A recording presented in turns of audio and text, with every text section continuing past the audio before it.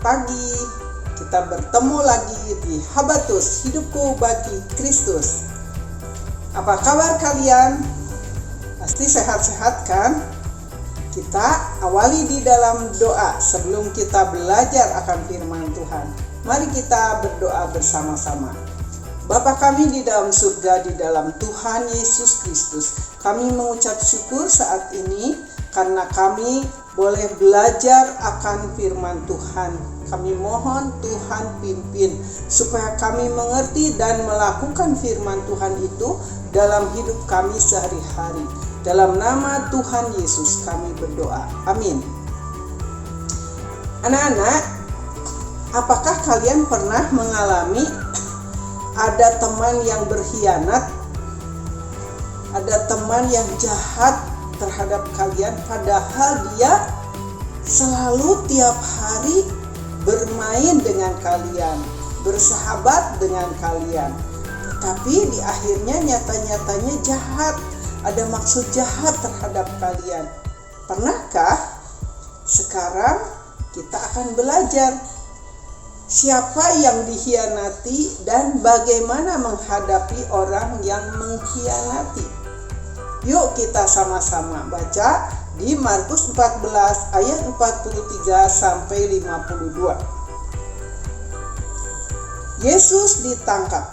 Waktu Yesus masih berbicara, muncullah Yudas, salah seorang dari kedua belas murid itu, dan bersama-sama dia serombongan orang yang membawa pedang dan pentung, suruhan imam-imam, kepala ahli-ahli Taurat dan tua-tua.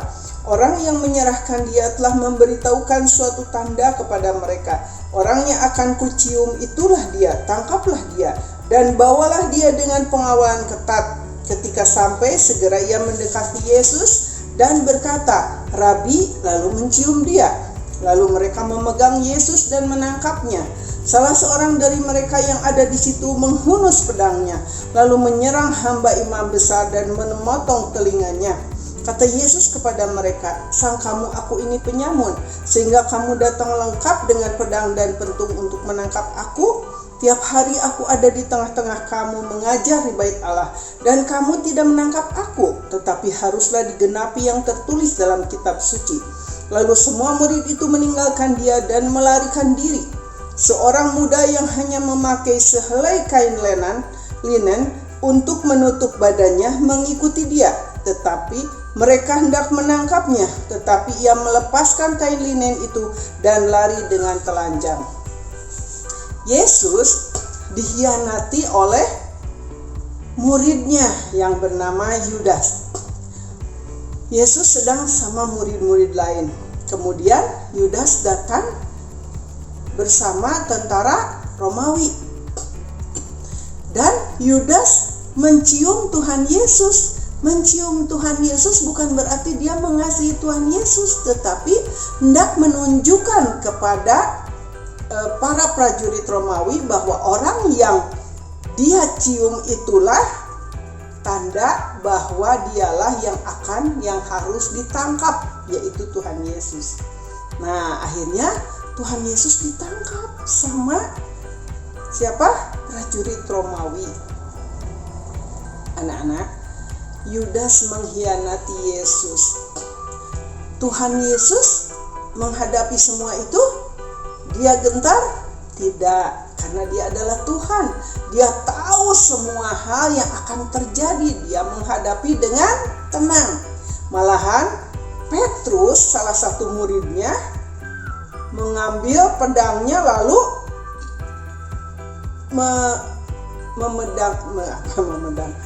menghunus pedangnya, kemudian menetakkan telinga dari salah satu prajurit Romawi itu.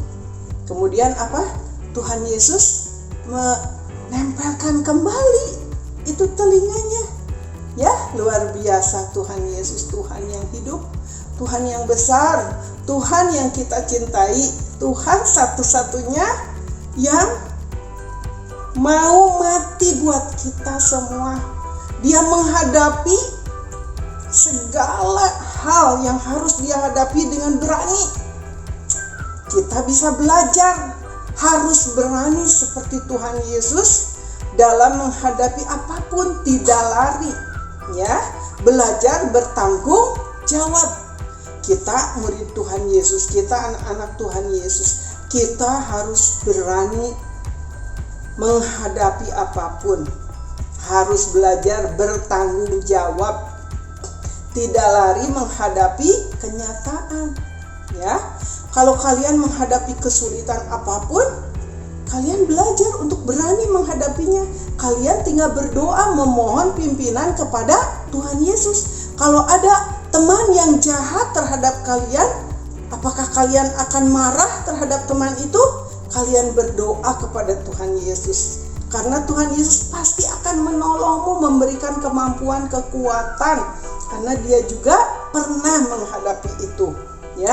Jadi seperti Tuhan Yesus, dia tidak marah ke Yudas. Dia tetap kalem, tenang. Keren bukan? Tuhan kita, Tuhan Yesus bisa menghadapi kesulitan dengan tenang. Orang yang jahat kepada dia hadapi dengan tenang. Karena dia Tuhan yang penuh kuasa. Tuhan yang hebat. Dia bertanggung jawab, dia taat kepada Bapa di sorga. Apa yang harus dia hadapi?